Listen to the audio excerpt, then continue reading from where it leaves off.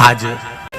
संपूर्ण देशवासियों को अनंग त्रयोदशी की बहुत बहुत बधाई हो। ये मेरे महादेव की वो त्रयोदशी है। इस त्रयोदशी पर आज सोम प्रदोष भी है। इस त्रयोदशी का मतलब अगर संसार के लोगों को मालूम पड़ जाए, ये केवल साल भर में एक बार आती है। महाराज, वर्ष में केवल एक बार मार्गशीर्ष मास के शुक्ल पक्ष की जो त्रयोदशी होती है, इसको अनंग त्रयोदशी कहते हैं।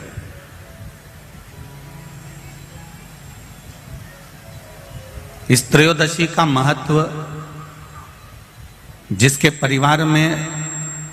पति पत्नी का झगड़ा होता हो, जहां अदालत तक बात पहुंच गई हो, या बेटियां मायके रह रही हो, पति कहीं दूसरी जगह रह रहा हो, या किसी पति का या पत्नी का स्मरण कहीं दूसरी जगह हो, इस अनंग त्रयोदशी का मात्र स्मरण, इस अनंग त्रयोदशी का मात्र पूजन, पूरे साल भर में आप शंकर भगवान की आराधना करते हो, पर इस अनंग त्रयोदशी की आराधना का फल ही दूसरा है, इसका महत्व ही दूसरा है।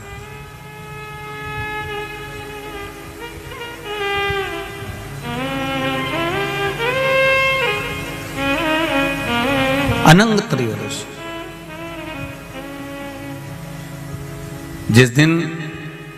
केवल भगवान शंकर के शिवलिंग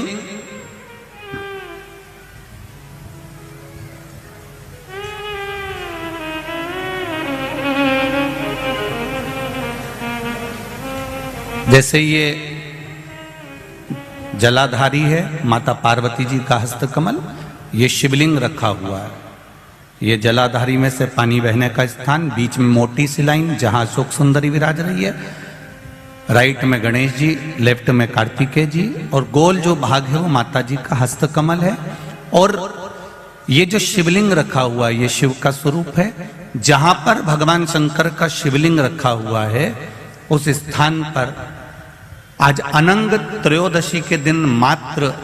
जिस पति पत्नी का आपस में बैर चल रहा हो, अदालत में झगड़ा चल रहा हो, विवाद चल रहा हो, आपस में प्रेम समाप्त हो गया हो, एक दूसरे का सम्मान करना भूल गए हो, बात बात में झगड़ा करते हो, जरा जरा सी बात में मन मोटाव हो जाता हो, वो केवल एक कच्चे दूध की मात्र उंगली को भिंगाकर अगर जहां शिवलिंग रखा हुआ है वहां पर केवल कामदेव रति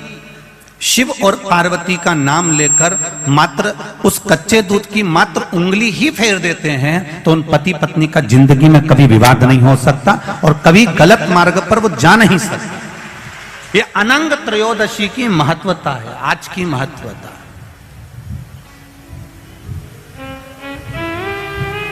केवल साल भर में एक दिन होता है जिस दिन भगवान अपने साड़ू भाई के साथ पूजाते हैं। केवल साल भर में एक दिन होता है जिस दिन महादेव कामदेव के साथ पूजाते हैं। केवल साल भर में एक दिन होता है अनंग त्रयोदशी का दिन, जिस दिन भगवान शंकर ने कामदेव को भस्म करा था और उसको अनंग कर दिया था।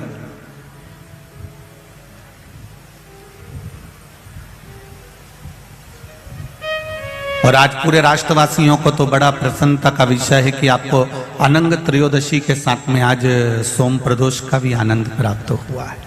ये शिव की कृपा है, ये उसकी उदारता, ये उसकी करुणा। अनंग त्रयोदशी,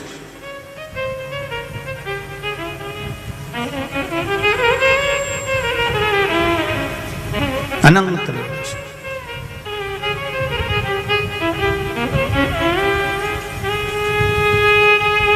आज के दिन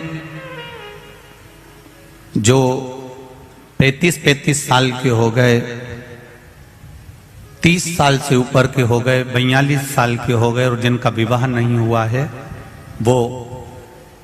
बेलपत्री की मध्य पत्ती पर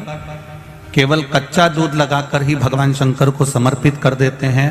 तो अगली जो अनंग त्रयोदशी आती है उससे पहले उसका मंगल विवाह हो जाता है। इतना महत्व है अनंग त्रयोदशी। प्रयास करना, जब जब जिस महीने में जो प्रदोष पड़ा करे, जब प्रदोष पड़े, बन सके 1 बेलपत्र, बन सके 5 बेलपत्र, शमी पत्र, हरे मूंग, हरा मूंग, बेलपत्र, एक कलश के अंदर थोड़ा सा पानी लेकर एक बेलपत्र, हरा मूंग, शमी पत्र डालकर और उसमें थोड़ा सा गुड़ डालकर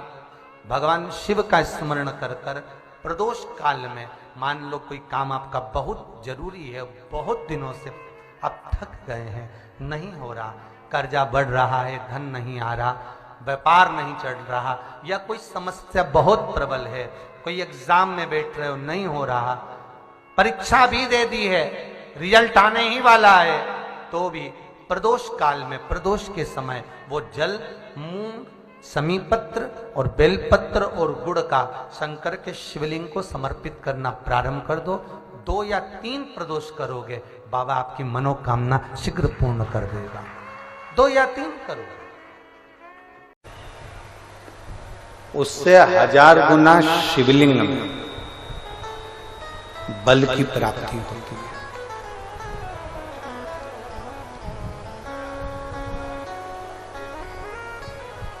प्रदोष के दिन यदि आपको कहीं से शमी पत्र मिल जाए, प्रदोष के दिन यदि कहीं से आपको शमी पत्र मिल जाए और प्रदोष काल में, प्रदोष का जो समय होता है, शाम का जो समय होता है प्रदोष काल, 4 प्रदोष 5 प्रदोष आप कर कर देखिएगा कि आपका कोई काम है, कोई नौकरी के लिए आप अप्लाई कर रहे हैं, कोई समस्या बड़ी विकट आ गई है, कोई तकलीफ, बड़ा गला पकड़ रहा है बेटा, कोई तकलीफ विकट आ गई है, कोई समस्या विकट आ गई है, प्रदोष के प्रदोष काल में अगर एक शमी पत्र भी आप घर के शिवलिंग को, अब ये करने के लिए आपको मंदिर के शिवलिंग नहीं जाना, अपने घर में जो शिवलिंग, चाहे वो स्फटिक का हो, पारद का हो,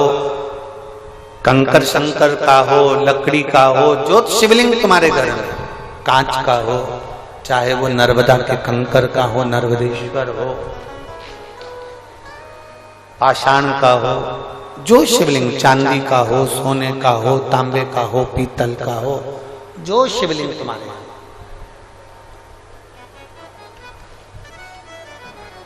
एक शमी पत्र यदि आप भगवान शंकर के शिवलिंग पर समर्पित कर रहे हो और उस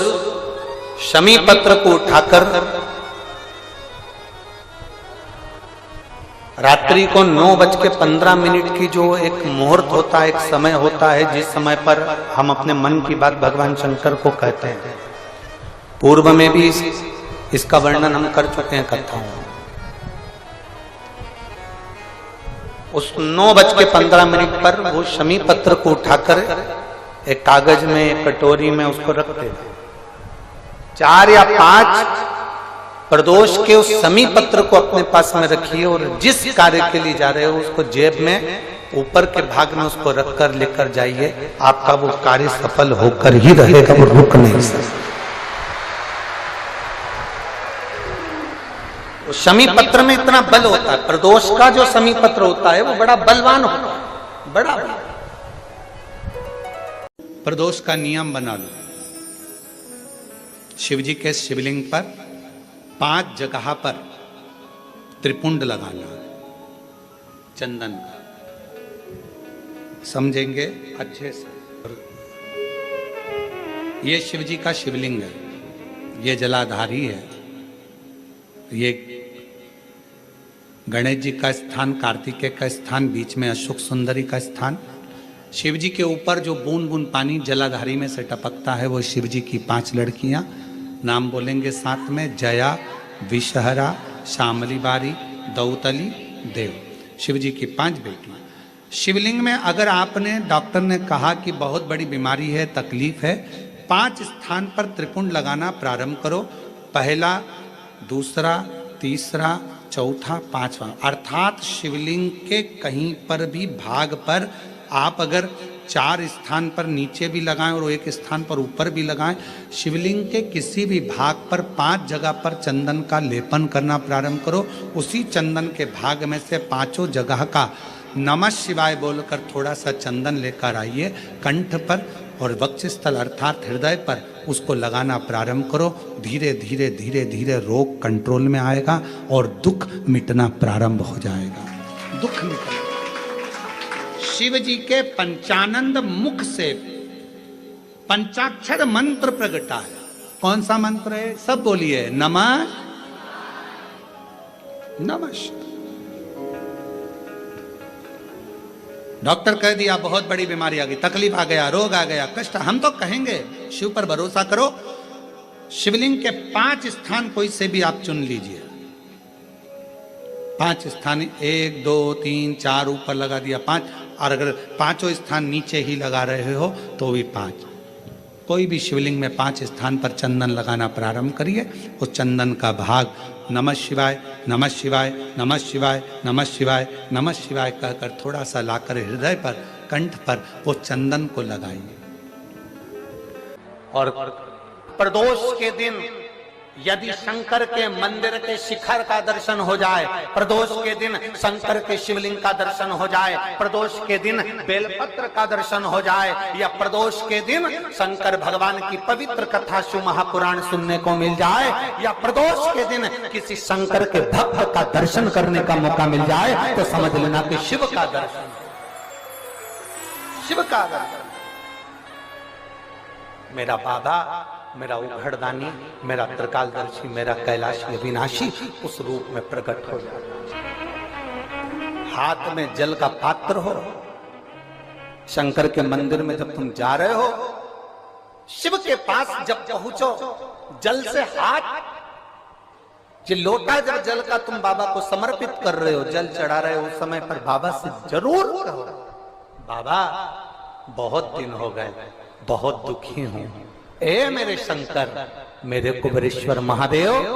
मेरे महाकाल राजा,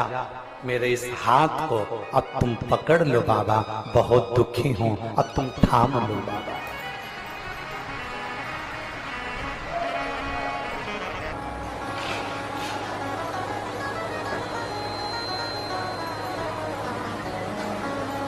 शिव महापुराण की कथा यहां तक कहती है कि यदि आप कोई मंत्र, साधना, व्रत, उपास कुछ भी नहीं जानते,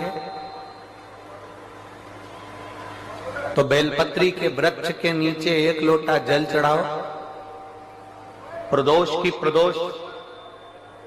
1 घी का दीप लगाओ, और बेलपत्र के वृक्ष के नीचे की मिट्टी का ही तिलक लगाओ।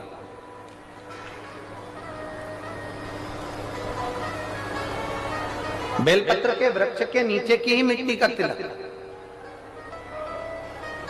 प्रदोष के दिन यदि आपको कहीं से शमी पत्र मिल जाए, प्रदोष के दिन यदि कहीं से आपको शमी पत्र मिल जाए, और प्रदोष काल में, प्रदोष का जो समय होता है, शाम का जो समय होता है प्रदोष काल, 4 प्रदोष 5 प्रदोष आप कर देखिएगा कि आपका कोई काम है, कोई नौकरी के लिए आप अप्लाई कर रहे हैं, कोई समस्या बड़ी विकट आ गई है, कोई तकलीफ विकट आ गई है, कोई समस्या विकट आ गई है, प्रदोष की प्रदोष, प्रदोष काल में अगर 1 शमी पत्र भी आप घर के शिवलिंग को, अब ये करने के लिए आपको मंदिर के शिवलिंग नहीं जाना, अपने घर में जो शिवलिंग, चाहे वो स्फटिक का हो, पारद का हो, कंकर शंकर का हो, लकड़ी का हो, जो शिवलिंग तुम्हारे घर में, कांच का हो,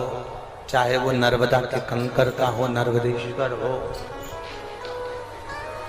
पाषाण का हो, जो शिवलिंग चांदी का हो, सोने का हो, तांबे का हो, पीतल का हो, जो शिवलिंग तुम्हारे,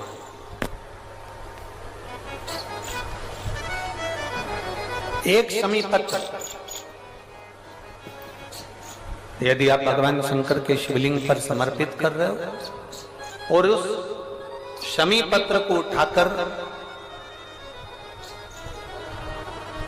रात्रि को 9:15 की जो एक मुहूर्त होता है, एक समय होता है जिस समय पर हम अपने मन की बात भगवान शंकर को कहते हैं,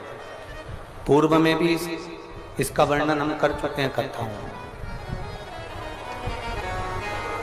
उस 9:15 पर वो शमी पत्र को उठाकर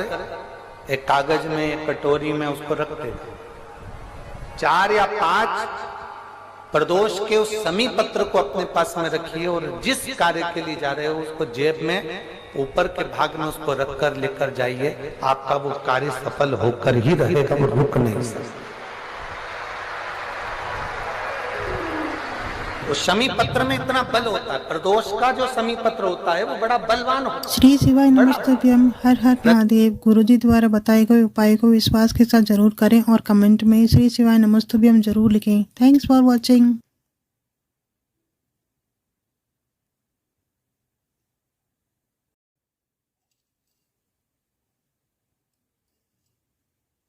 26 प्रदोष में से कोई भी प्रदोष का दिन हो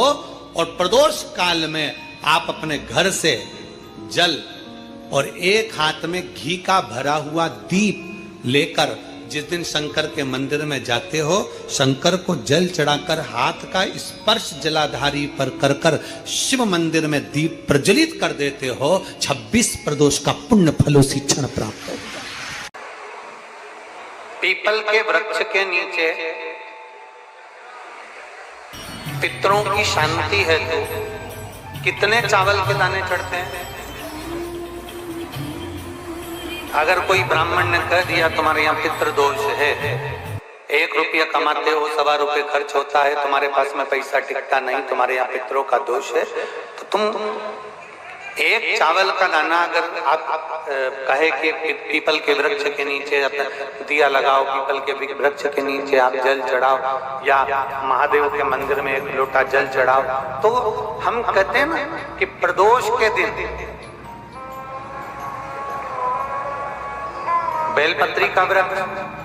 पीपल का वृक्ष, आंवले का वृक्ष, बड़ का वृक्ष या शंकर का शिवालय,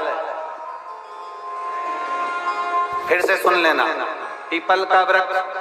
बेलपत्र का वृक्ष, आंवले का वृक्ष, बट का वृक्ष या फिर शंकर का, जम के बोलो, शिवालय। शिवालय का मतलब शंकर का मंदिर या शिव। प्रदोष के दिन अगर आपको लग रहा है कि हमारे यहाँ पितृदोष है, बहुत तकलीफ चल रही है, बहुत कोई ने कहा पितृदोष है, कोई कह रहा है पितरों का, तुम्हारे यहाँ ये तकलीफ है, पितरों की ये तकलीफ है, पितरों की वो तकलीफ है, पितरों की ये तकलीफ है, बार बार अगर कोई कह रहा है तो फिर आपको उसमें स्मरण करना पड़ेगा कि हम चावल के कितने दाने भगवान शंकर को समर्पित कर दें कि भोलेनाथ हमारे पितरों को तृप्त कर कर। हम तृप्त नहीं करेंगे, हमारी सामर्थ्यता नहीं है कि हम पितरों को तृप्त कर सकते। आप में से कोई है जो पितरों को तृप्त कर सकता है? संसार में कोई नहीं जन्मा जो अपने पितरों को, अपने पूर्वजों को तृप्त कर दे। गया जी का पिंडदान कर लो, तर्पण कर लो, तिलांजलि दे दो, घर में ब्राह्मण भोज करा दो, साधु भोज करा दो, संत भोज करा दो, तुम दुनिया भर का सारा 50 काम कर लो, उसके बाद भी तुम पत्रिका किसी को दिखाओगे तो वो भी कह देगा तुम्हारे यहाँ, फिर वापिस कहेगा कि पितृ दोष है। अब तुमने अभी इतना अनुष्ठान करा, इतना पिंडदान करा, इतना तर्पण करा, इतनी तिलांजलि करी, इतना सब कुछ करा, इसके बाद वापिस पितृदोष आ गया, फिर वापिस पितृदोष। क्यों? दुनिया में ऐसा कोई नहीं जन्मा जो अपने पितरों को तृप्त कर। आप अपने घर के लोगों को तृप्त नहीं करते, जो जिंदा हैं वो उनको बोलो री भाई जीजियो, सही है कि गलत है? जो जिंदा हैं, माँ बाप अपने बेटे के लिए कितना भी कर ले, कितना भी, आखिरी में एक दिन बेटा कह देता तुमने हमारे लिए क्या किया। बहू के लिए कितना कर लो, आखिर में बहू कह देगी वो तो जेठानी को ज्यादा करती है, देवरानी को ज्यादा करती है, हमको करती है, अपनी ननद को ज्यादा करती है, बेटी को ज्यादा करती है, बेटी को लगता है कि बहू को ज्यादा करती है, दामाद को लगता है बेटी को ज्यादा करती है, नाती पंथी सबको कितना भी कर लो तुम, अपने अड़ोसी पड़ोसी तुम्हारे रिश्तेदारों को तुम कितना भी दे लो, कितना भी कर लो, पर जब ये तृप्त नहीं हुए तो वो बोलो तो कैसे हो जाएगा। अपनी सामर्थ्यता है, अपनी सामर्थ्यता है कि अपन तृप्त कर ले हमको, अपनी कोई सामर्थ्यता नहीं है कि अपन पितरों को तृप्त कर ले, या अपनी सामर्थ्यता के अंतर्गत नहीं, ये अपनी सामर्थ्यता नहीं है कि हम अपने पूर्वजों को, अपने पितरों को तृप्त कर। तृप्त कौन करेगा?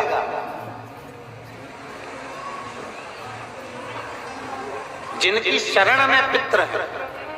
वास्तु के देवता भगवान शंकर, काल सर्प दोष के देवता भगवान शंकर, जितने दोष होते हैं पितृ दोष के देवता भगवान शंकर, तो हम तृप्त नहीं कर सकते। अगर इनको तृप्त करेंगे तो देव अधिदेव महादेव करेंगे। आप 7 चावल के दाने, या तो पीपल, बेलपत्र, प्रेशर गला पकड़ रहा हल्का सा, पीपल, बेलपत्र,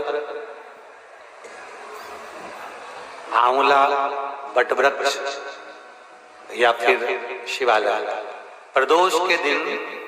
7 चावल के दाने आप इन जगह में से कहीं पर भी अगर आप समर्पित कर देते हैं तो उसके बाद आप जो जिंदगी जी रहे हैं,